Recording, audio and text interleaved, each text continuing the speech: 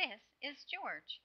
George was a good little monkey and always very curious. One day, George went for a drive with his friend, the man with the yellow hat. "Look, George," the man said, "there's a store in the chocolate factory up ahead. Let's stop for a treat." George loved chocolates. Inside the store, boxes of chocolates were stacked everywhere. But the man with the yellow hat found his favorites right away. "George," he said, "wait here while I buy these, and please stay out of trouble." George looked around the store. He saw chocolate covered cherries and fudge flavored lollipops. A chocolate bunny caught his eye. Then something else caught his eye. What were all those people looking at? George was curious. He climbed up to get a better look. Through the window he saw lots of trays filled with little brown dots. What were all those little brown dots? George was curious. He found a door that led to the other side of the window. The little brown dots were chocolates, of course. A tour guide was showing a group of people how to tell what was inside the chocolates by looking at the swirls on top. This little swirl means fudge. This one says that caramel is inside. And this wiggle is for marshmallow. This is the squiggle for truffle. This one is for nougat. This sideways swirl is for orange fluff. And this one is for George's favorite, banana cream. George followed the tour group until they came to a balcony overlooking a room where the chocolates were made. Down below, busy workers picked the candy off the machines and put them into boxes. These were the machines that made the chocolates with the swirls on top. The chocolates came out of the machine on long belts, but how did they get their swirls? George was curious.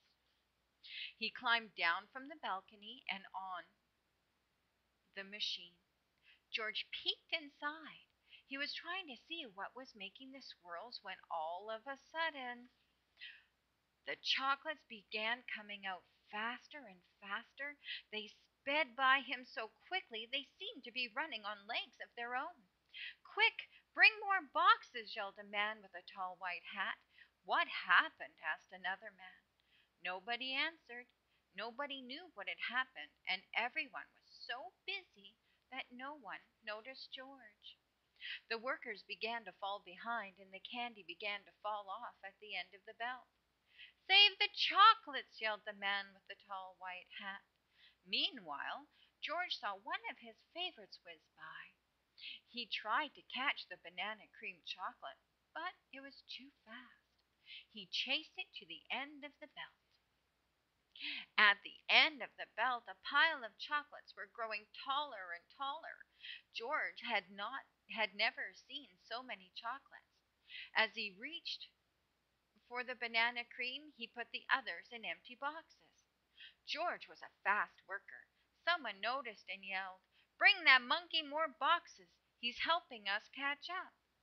Not all the chocolates made it into the boxes, but no more chocolates fell on the floor. Just when George and the workers were all caught up, the tour guide ran in with the man with the yellow hat. "Get that monkey out of here," she yelled. "He's ruining our chocolates." "But this little monkey saves the chocolates," explained the workers. Then the man with the tall white hat said to George, "You may have caused us some trouble, but you were a speedy little monkey. You deserve a big box of candy for all your help." George was glad he was not in trouble, but he did not take the chocolates. Back in the parking lot, the workers waved goodbye as George and his friend got into their little blue car. "George, are you sure you don't want any chocolates before we leave?" asked the man with the yellow hat. George was sure.